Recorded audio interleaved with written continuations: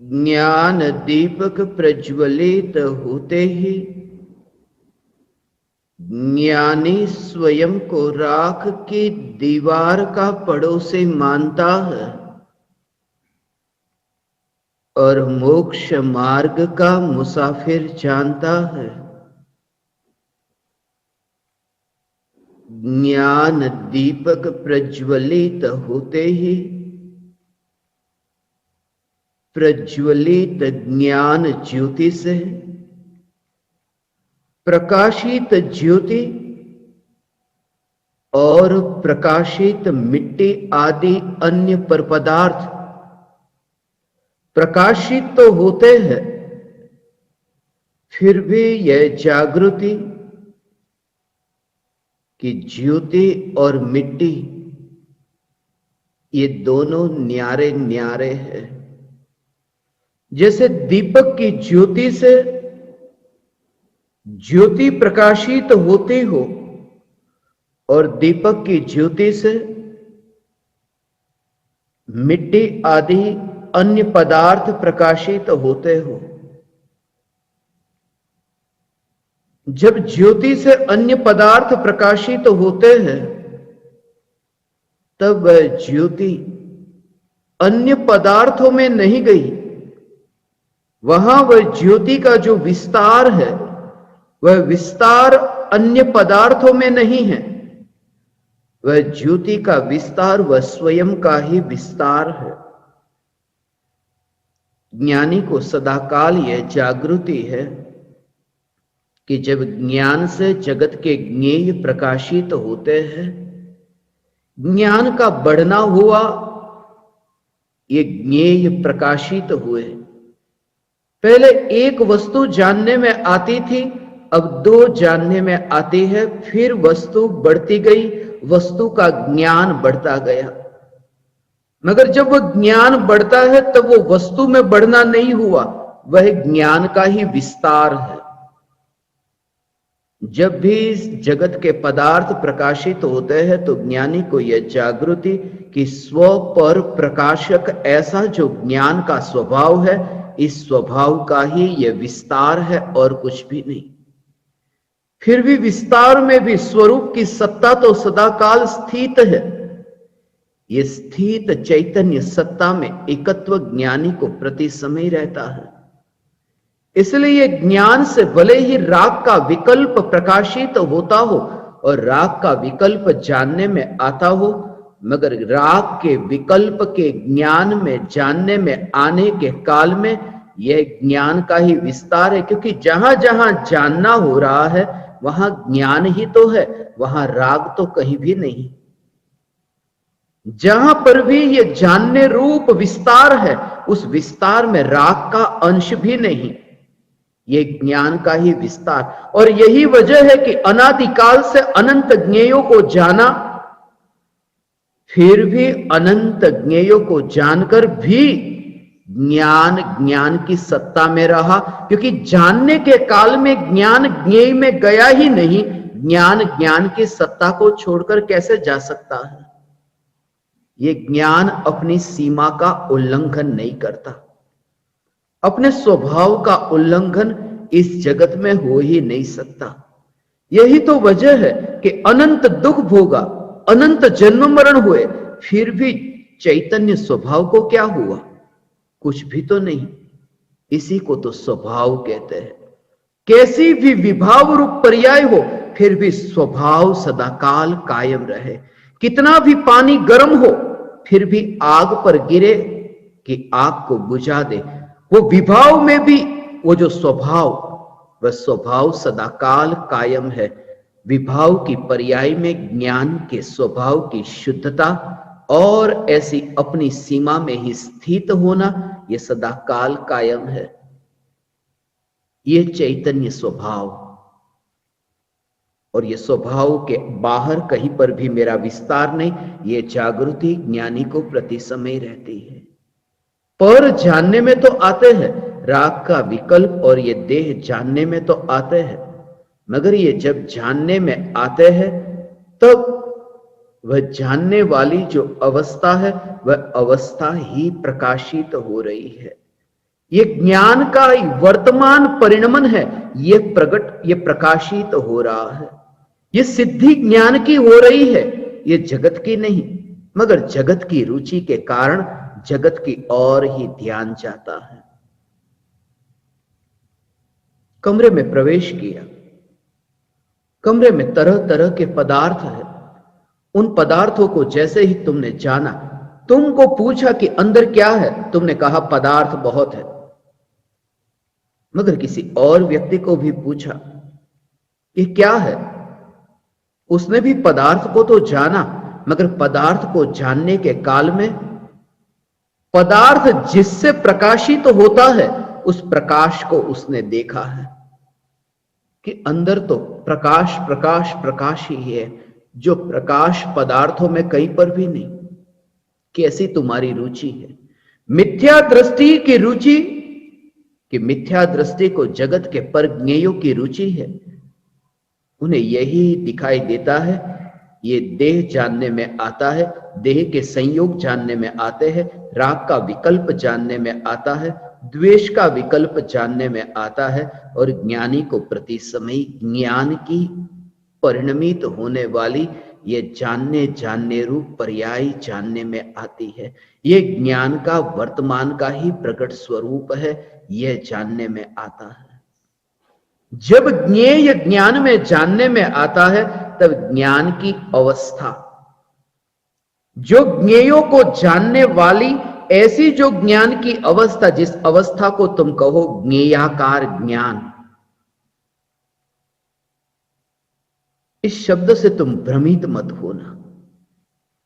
ज्ञेयाकार ज्ञान इस शब्द से इसलिए भ्रमित मत होना क्योंकि संभावना है जब तुम ये सुनते हो ज्ञेयाकार ज्ञान, तब ज्ञान ज्ञेयों के आकार का है, तो हो सकता है ज्ञेयों का होगा।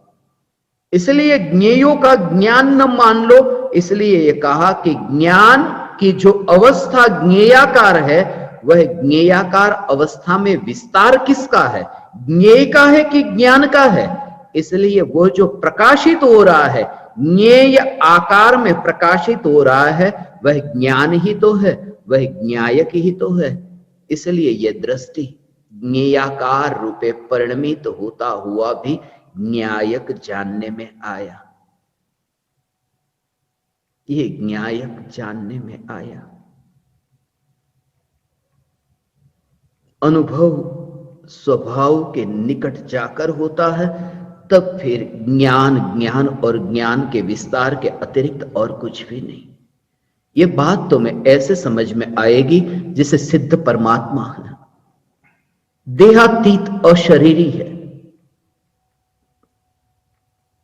जहां एक परमाणु मात्र भी वहां सिद्ध परमात्मा को छूता नहीं। ऐसी अछूती ऐसी दशा प्रकट हुई, अस्पर्शी ऐसी दशा प्रकट हुई। वहां परमाणु है ही नहीं। अब वहां पर सिद्ध भगवान जहां है, वहां तुम ढूंढने जाओ। कहते ऐसा है कि अंतिम देह से किंचित न्यून ऐसे आकार में, तो नाम ये लिया कि देह के आकार, अंतिम देह का जो आकार था, ऐसा सिद्ध भगवान का आकार, अंतिम देह का जो आकार था, ऐसा सिद्ध भगवान का आकार। ये कहते तो ऐसा ही है, मगर सिद्ध भगवान को देखो तो सिद्ध भगवान में अंतिम देह से क्या लेना देना। सिद्ध भगवान जहां है वहां तो ज्ञान ही ज्ञान है, अंतिम देह कहीं नहीं है। भले ये बोलने में आता हो कि अंतिम देह से किंचित न्यून आकार में ऐसे सिद्ध परमात्मा, मगर देह तो है ही नहीं, देह के परमाणु की गंध भी वहां नहीं। वहां तो ज्ञान का आकार है, इसलिए तो ज्ञान शरीरी कहा। जैसे सिद्ध भगवान को ये कहते हैं देह के आकार रूप, मगर देह वहां नहीं, ऐसे ही ज्ञान को ज्ञेयाकार कहते हैं, मगर ज्ञान में ज्ञेय का आकार कहीं नहीं, वहां तो ज्ञान का ही विस्तार है। और इसी रहस्य को स्पष्ट करने के लिए इस भक्ति का विस्तार हो रहा है। चैतन्य चैतन्य चैतन्य मात्र ज्ञायक देव। कल हमने चैतन्य मात्र ज्ञायक देव पर थोड़ी चर्चा की थी, पहले चरण पर थोड़ी चर्चा हुई, आज आगे चर्चा करते हैं। मैंने आप सभी को ये भक्ति भिजवाई है, इस भक्ति को अपने सामने रखेंगे तो आपको और स्पष्ट होगा कि कल जो हमने चर्चा की थी उससे आज की चर्चा में अब कहां मोड़ आया है और क्या मैं बताना चाहता हूं। कल हमने चर्चा की थी स्वने जाणनारो परने जाणनारो છું ત્રિકાલ વર્તી જ્ઞાયક દેવ। હું છું જાણનહારો, હું છું देखनहारो, છું देवाधि देव ज्ञायक देव। स्वरूप ऐसा है स्व पर प्रकाशक, स्व पर प्रकाशक स्वरूप पर चर्चा हुई। और आज जो बात कर रहे हैं कि स्व पर प्रकाशक स्वभाव जो है ज्ञान का, वो स्व पर प्रकाशक स्वभाव का ही विस्तार है। जब स्व को जाने तो भी और पर को जाने तो भी वहां जो फैला हुआ है वह ज्ञान ही है। उस बात को दूसरे चरण में पढ़ते हैं। बंध जाणनारा, मोक्ष जाणनारा, ज्ञाननो ज्ञाता ज्ञायक देव। ना कहीं लेनारो ना कहीं देनारो, चैतन्य मात्र ज्ञायक देव। बंध जाणनारा, मोक्ष जाणनारा, त्रिकाली ध्रुव चैतन्य परमात्मा। ये त्रिकाली ध्रुव चैतन्य परमात्मा बंध को जानता है और मोक्ष को जानता है, ऐसा नहीं कहा। शब्द देखना, बंध जाननारा, मोक्ष जाननारा। बंध को जानने वाला और मोक्ष को जानने वाला कौन है? वह जानने वाला ज्ञान है, और उस ज्ञान का जो ज्ञाता है वह ज्ञायक देव। उसका भाव यह है कि तन्मयता परज्ञेयों में नहीं। बंध और मोक्ष को यहां सबसे पहले परज्ञेय जानो। बंध परज्ञेय है और मोक्ष परज्ञेय है। बंध और मोक्ष ये जो अवस्था है उसको जो जानने वाली ज्ञान की पर्याय है, क्योंकि वह जानने वाली ज्ञान की पर्याय ही अनुभव में आती है, वहां ज्ञान में ज्ञान अनुभव में आता है, स्वयं अनुभव में आता है। इसलिए वो जो स्वयं अनुभव में आता है, वरना ज्ञेय कैसा भी हो, वो अनुभूति स्वयं की है। इसलिए पर को जानने वाला ज्ञान भी स्वयं का ज्ञान है, ये स्वयं की अनुभूति है। बंधन और मुक्ति को देखने वाले को देखना, जानने वाले को जानना। सबसे पहली बात कि जिसने ये जाना है उसने तो अत्यंत दूर से ये जाना बंधन को और मुक्ति को। उसका बंधन भी नहीं, उसकी मुक्ति भी नहीं। जैसे हाथी है, हाथी बंधा है, इतनी लोहे की जंजीर से हाथी को बांधा गया, उस बंधे हाथी को तुम देखते हो और बहुत चिरकाल तक उस हाथी का बंधन वो कटा, बंधन छूट गया। अब हाथी की आंख को देखो, हाथी देखता है अपने पैरों में जंजीर को, मगर जंजीर को जब देखता है तब आंख, जब वो बंधी हुई जंजीर को देखती है तब आंख का बंधन नहीं है, और जब जंजीर कट गई तब आंख की मुक्ति हुई, ऐसा नहीं है। बंधन हुआ था तब भी आंख ने मात्र देखा, और वह जंजीर छूट गई तब भी आंख मात्र देखती है। यही तो स्वरूप है ज्ञान का। इसलिए तो अनादिकाल से भगवान निगोद की अवस्था में बंधन और सिद्धावस्था में मुक्ति, मगर ज्ञान में क्या हुआ? ज्ञान में सिर्फ प्रतिबिंब और कुछ भी नहीं। और ज्ञान में जब प्रतिबिंबित हुआ ये बंध और मोक्ष, तब ज्ञान की अवस्था में व्याप्त वह ज्ञान ही है, और उस ज्ञान मात्र में जिसकी रुचि है उसके लिए न बंध है न मोक्ष है। वो चैतन्य मात्र स्वरूप में स्थित है, बंध को जानने वाला, मोक्ष को जानने वाला। ऐसा जो ज्ञान, वह ज्ञान मात्र, उसमें ये कुछ भी न देखना, जानना देखना ये होता है, मगर वह तो ज्ञान मात्र है, ऐसा देखना, वो विकल्प भी छूट जाए। वो निर्मल स्वच्छ ज्ञान, आंख में थोड़ी भी धूल नहीं, रजकण नहीं है आंख में, ऐसी स्वच्छ आंख। वो स्वच्छ आंख में बंद जानने में आता है कि स्वच्छ आंख में वह छुटकारा जानने में आता है। हाथी का बंधन और हाथी की मुक्ति ये आंख में, मगर आंख को देखा कि साफ आंख और कुछ भी नहीं। इस आंख को कोई लेना देना नहीं है बंधन से और मुक्ति से। बंधन मुक्ति से नहीं, बंधन को जानने में और मुक्ति को जानने में। आंख तो मात्र आंख है, ये ज्ञान की सत्ता। इसके लिए इसमें पूरा समय सार समा गया। समय सार की छठी गाथा इसमें समाई है।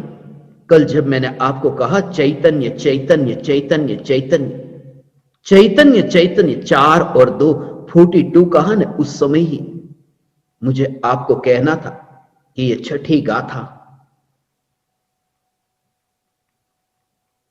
ये समय सार, ये समस्त जिनागम का सार। इसलिए मैं तुमसे कहता हूं, ये स्वरूप की जागृति अनुभूति होने से पहले तत्व विचार जो चलता है वो ज्ञान, ज्ञान और ज्ञान।